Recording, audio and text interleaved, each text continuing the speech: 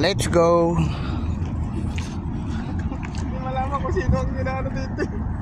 Yan ang view namin dito ngayon sa pasyalan namin, no.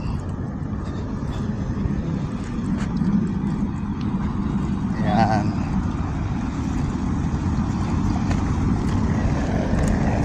So, sumakay pa ng tren. Iwanan na tayo.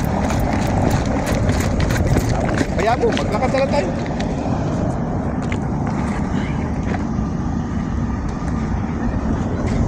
Ano, 22. Sakay tayo niya sa 22. Ito, sakay tayo niyan. 22 yung sinakyan nila.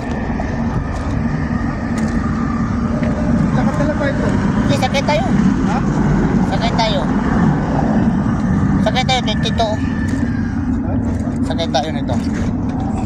Ano ka? Tayo.